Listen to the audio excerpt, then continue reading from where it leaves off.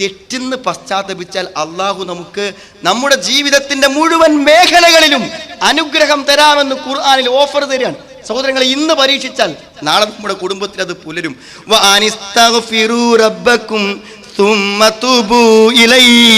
നിങ്ങൾ അള്ളാഹുവിലേക്ക് ഖേദിച്ചു മടങ്ങൂ, പശ്ചാത്തപിച്ചു മടങ്ങൂ. എന്നാ എന്താ?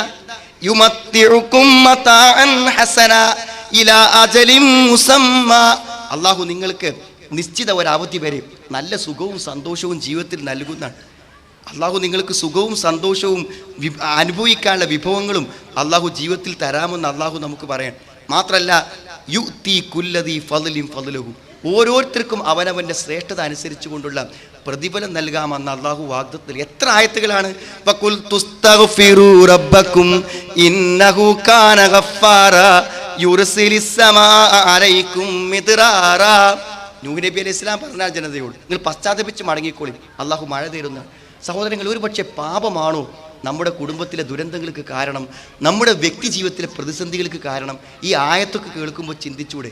സഹോദരങ്ങളെ, എല്ലാം നമുക്ക് കിട്ടാൻ വളരെ കുറഞ്ഞ ചില തെറ്റുകളിൽ നമ്മുടെ സ്വകാര്യ ജീവിതങ്ങളിൽ ബന്ധപ്പെട്ട് കിടക്കുന്നു. അത് അവസാനിപ്പിക്കുന്നതിൽ ഒരു തീരുമാനം എടുക്കാൻ എന്താ പ്രശ്നം? അതേപോലെ തന്നെ നമ്മുടെ കർമ്മങ്ങളിൽ വന്നു പോയ തെറ്റിലും പശ്ചാത്തപിക്കണം അല്ലേ? ഒരാൾ ഒരിക്കലും എന്നോട് പറഞ്ഞ് ഞാനിപ്പോൾ ഓർക്കുന്നു. അദ്ദേഹം പറഞ്ഞതെന്ന് വെച്ചാൽ, എന്തപ്പം ഭരിച്ചാൽ നമുക്കൊക്കെ ഉണ്ടാകുക? ഉറപ്പായിട്ട് പറയാൻ പറ്റിയപ്പോൾ ഒരു നിസ്കാരം മാത്രമാണ്. തെറ്റാതെ ചെയ്തു എന്ന് പറയാൻ പറ്റിയതൊരു നിസ്കാരമാണ്. പക്ഷേ നിസ്കാരത്തിൽ നമ്മളതിലൊരു പൂർണ്ണമായ ഏകാഗ്രത കിട്ടുന്നുണ്ടോ, ഭക്തി കിട്ടുന്നുണ്ടോ? അതും കൂടിയും പടച്ചോൻ എടുക്കൂലെങ്കിൽ എന്താകും നാളെ അവസ്ഥ? സഹോദരങ്ങളെ, കർമ്മത്തിൽ വരുന്ന വൈകല്യങ്ങൾക്ക് ഖേദിച്ച് മടങ്ങണം. നമ്മൾ പടച്ചോൻ നല്ലോണം ചോദിക്കണം, ആത്മാർത്ഥമായി നമ്മൾ പശ്ചാത്തപിക്കണം. ജീവിതത്തിൻ്റെ ഏത് മേഖലകളിലും പശ്ചാത്താപത്തിലൂടെ മാത്രമേ നമുക്ക് നമ്മളെ മോചിപ്പിക്കാനും രക്ഷപ്പെടുത്തിയെടുക്കാനും പറ്റുള്ളൂ. സ്വർഗത്തെ നരകത്തിൻ്റെ കത്തിജ്വലിക്കുന്ന തീജ്വാലകളെ ചൂണ്ടിക്കാണിച്ച് ആ നരകത്തിൻ്റെ തൊട്ടടുത്ത് ഇങ്ങനെ സമീപത്തേക്ക് നടന്നു വരുന്ന സ്വർഗത്തെ ചൂണ്ടിക്കാണിച്ച് ആ സ്വർഗത്തിലേക്കുള്ള യോഗ്യത എന്താണ് സഹോദരങ്ങളെ ഖുർആൻ പറഞ്ഞത്? സ്വർഗം കിട്ടാനുള്ള യോഗ്യത വഉസ്ലിഫത്തിൽ ജന്നതു ലിൽ മുത്തഖീന ഗൈറ ബഈദ് ഹാദാ മാ തുഅദൂന ലികുല്ലി അവ്വാബിൻ ഹഫീദ് മൻ ഖശിയർ റഹ്മാന ബിൽ ഗൈബ് വജാഅ ബിഖൽബിൻ മുനീബ് വഉസ്ലിഫത്തിൽ ജന്നതു ലിൽ മുത്തഖീന ഗൈറ ബഈദ്. വിദൂരമല്ലാതെ സ്വർഗം ഇങ്ങനെ അടുത്തേക്ക് ഇങ്ങനെ അടുത്ത് വന്നുകൊണ്ടിരിക്കും. ആ സ്വർഗത്തെ ചൂണ്ടി പടച്ചും പറയണ നോക്ക് നിങ്ങൾ,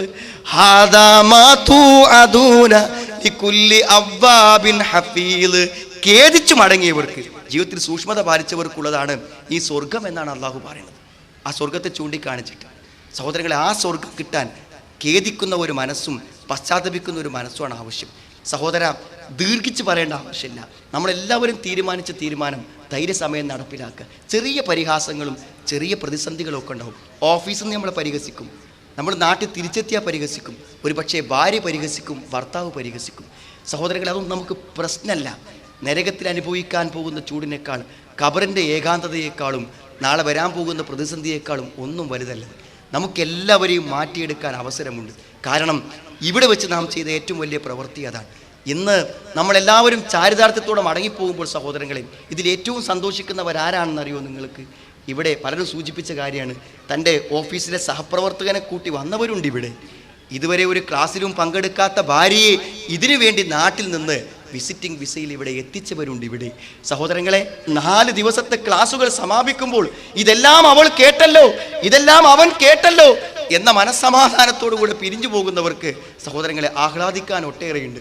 അതുകൊണ്ട് നമുക്ക് പറ്റും, നമ്മുടെ കുടുംബങ്ങളെ, നമ്മുടെ നാടിനെ ഒക്കെ മാറ്റിയെടുക്കാൻ നമുക്ക് പറ്റും. നമുക്ക് സ്വയം മാറാനും പറ്റും. സഹോദരങ്ങളെ, ആ തീരുമാനം ശക്തമായി നമ്മൾ നടപ്പിലാക്കണം. നിങ്ങൾക്കൊരു ഉൾഭയമുണ്ടോ? ഈ ഇസ്ലാഹി സെൻ്ററിൻ്റെ പ്രവർത്തകന്മാരെയും നേതൃത്വത്തെയും കാണുമ്പോൾ ഞാൻ ഇതിൻ്റെയൊക്കെ ഒരു ആശയം സ്വീകരിച്ചു കഴിഞ്ഞാൽ എനിക്ക് എന്തെങ്കിലും സംഭവിക്കുമെന്ന് നാട്ടിൽ അങ്ങനെ തെറ്റിദ്ധാരണകളുണ്ട്. സഹോദരങ്ങൾ, എന്തോ അന്ധവിശ്വാസത്തിൽ കൊണ്ടുപോവുകയാണ്, എന്തോ പഴഞ്ചൻ വിശ്വാസങ്ങളിലേക്ക് കൊണ്ടുപോവുകയാണ് എന്നൊക്കെ ആൾക്കാർ പറയും. നിങ്ങൾക്ക് അങ്ങനത്തെ ഒരു പേടി വേണ്ട സഹോദരങ്ങളെ. ഞങ്ങളെല്ലാവരോടും പറയാനുള്ളത്, ഞങ്ങൾ എതുവരെ പോകുമെന്നതിന് ഞങ്ങൾക്ക് കൃത്യമായൊരു ബൗണ്ടറി ഉണ്ട്. അതുവരെ മാത്രമേ പോകുള്ളൂ. ഏതാണ് ആ ബൗണ്ടറി തന്നെ? സഹോദരങ്ങളെ, ബുദ്ധി ഉപയോഗിച്ചുകൊണ്ടും സ്വന്തം ദേഹേച്ഛയ്ക്ക് അനുസരിച്ചുകൊണ്ടും മതപരമായ കാര്യങ്ങളെ വ്യാഖ്യാനിക്കുകയും പറയുകയും ചെയ്യുന്ന ആളുകൾ എവിടേക്കാ പോകുന്നത് നമുക്കറിയില്ല. പക്ഷെ നമ്മളെങ്ങോട്ടാ പോകുമെന്ന് കൃത്യമായി അറിയാൻ പറ്റും. നിങ്ങൾ ഖുർആൻ ഇസ്ലാം അതിൻ്റെ പൂർണ്ണ പ്രശോഭയോടുകൂടെ ഒരു മായത്തിൻ്റെ ഒരു പുള്ളി പോലും കലരാതെ ലോകത്ത് നിലനിന്നത് എന്നാന്ന് നിങ്ങൾക്കറിയോ സഹോദരങ്ങളെ? അത് ആ മദീനത്തെ പള്ളിയിൽ അള്ളാഹുവിൻ്റെ റസൂൽ സ്വല്ലല്ലാഹു അലൈഹി വസല്ലം സുന്ദരമായ ഖിറാഅത്തോടുകൂടെ ഇമാമത്ത് നിന്ന് ആ സ്വഹാബത്തിന് ദീൻ പഠിപ്പിച്ച കാലമില്ലേ, അന്നത്തെ പോലെ പരിശുദ്ധിയോടുകൂടെ ഇസ്ലാം ഒരു കാലത്തും നിന്നിട്ടില്ല. അന്ന് ആ ഇസ്ലാമിനെ പിൻപറ്റിയവരെ പോലെ ആവാൻ ഇനി ലോകത്തൊരാൾക്കും സാധ്യവുമല്ല. അവരെ പോലെ ആവാൻ സഹോദരങ്ങളെ, അവരെ പോലെ ആവണമെന്ന നമ്മൾ കേരളത്തിലെ മുസ്ലിങ്ങളോട് പറയണത്. അതാ സലഫ്. അവരെ പോലെ ആകണം എന്ന് പറയുമ്പോൾ പേടിക്കണം സഹോദരങ്ങളെ. ഇപ്പോൾ താടി കണ്ടപ്പോൾ ആളുകൾക്കൊരു പേടി, ഇറക്കുള്ള മഫ്ത കണ്ടപ്പോൾ നമ്മുടെ നാട്ടിലെ ആളുകൾക്കൊരു പേടി, പാൻസ് കുറച്ച് കീറിയപ്പോൾ ഒരു പേടി. ഒരു പേടിക്കേണ്ട. താടി എന്താണെന്ന് നമ്മൾ പറഞ്ഞു കൊടുത്തു. എന്താ താടി സഹോദരങ്ങളെ? മഹാനായ റസൂൽ കരീം സ്വല്ലല്ലാഹു അലൈഹി വസല്ലം മുഖത്ത് ഇങ്ങനെ ഒരു താടി ഉണ്ടായിരുന്നു എന്ന് ഞാൻ ആലോചിച്ചു. നമ്മൾ അത്ഭുതപ്പെട്ടു പോകുന്നൊരു കാര്യം എന്താ വെച്ചാൽ, പലപ്പോഴും മുസ്ലിങ്ങളായ ആളുകൾ പോലും ഞങ്ങളൊക്കെ നാട്ടിലൂടെ നടന്നു പോകുമ്പോൾ കള്ളത്താടി എന്ന് വിളിച്ച് പരിഹസിക്കാറുണ്ട്. തിരിഞ്ഞു നോക്കുമ്പോൾ ഒരു മുസ്ലിം ആയിരിക്കും. നമ്മൾ അത്രയും മനസ്സിലപ്പോൾ വരുന്ന ചിന്ത തരും സഹോദരങ്ങളെ. ലോകത്ത് ഏതെങ്കിലും ഒരു മുഖം നമ്മുടെ മനസ്സിൽ വരുമെങ്കിൽ അത് റസൂലുള്ളാഹി സ്വല്ലല്ലാഹു അലൈഹി വസല്ലമിന്റെ മുഖമല്ലേ വരേണ്ടത്? ആ പ്രവാചകന്റെ മുഖത്തെ സമൃദ്ധമായൊരു താടി ഉണ്ടെങ്കിൽ, താടിയുള്ള ഒരു മുഖം കാണുമ്പോൾ നമ്മുടെ മനസ്സത് ഉൾക്കൊള്ളാൻ പ്രയാസപ്പെടുന്നുവെങ്കിൽ ഇസ്ലാമും നമ്മളും തമ്മിലുള്ള ദൂരം സഹോദരങ്ങളെ വിനീതമായി ഒന്ന് മനസ്സിലാക്കാൻ ശ്രമിക്കുക. അത്ര മാത്രമേ പറയാനുള്ളൂ. ചെറിയ കാര്യമല്ലല്ലോ നരകം. നെരിയാണിക്ക് താഴെ വസ്ത്രം പോയി കഴിഞ്ഞാൽ ആ ഭാഗം നരകത്തിലാണ് എന്ന് പ്രവാചകന്റെ വാക്കുകൾ കൃത്യമായി ഹദീസുകൾ രേഖപ്പെടുത്തി കിടക്കുമ്പോൾ സഹോദരങ്ങളെ, അല്പം ഇറങ്ങുമ്പോൾ ചെറിയൊരു പാൻ്റ് ഒന്ന് അഴിഞ്ഞാൽ, ബെൽറ്റൊന്ന് ലൂസായാൽ ചെറിയൊരു ഞെട്ടൽ മനസ്സിലുണ്ടാവും.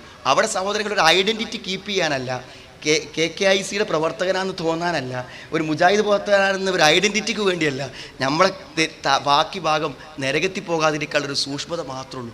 അതിലപ്പുറം ഒന്നുമില്ല. അവിടെ സഹോദരങ്ങളെ, നമ്മുടെ ദൗത്യം ഞാൻ പറഞ്ഞല്ലോ, ഒരു പ്രശ്നമല്ല. നമുക്ക് ആളുകളോടൊക്കെ പറയാനുള്ള കാര്യം സഹോദരങ്ങളെ, എന്ത് ജീവിത പ്രശ്നങ്ങൾക്കും ദീനൊരു പരിഹാരമാണ്.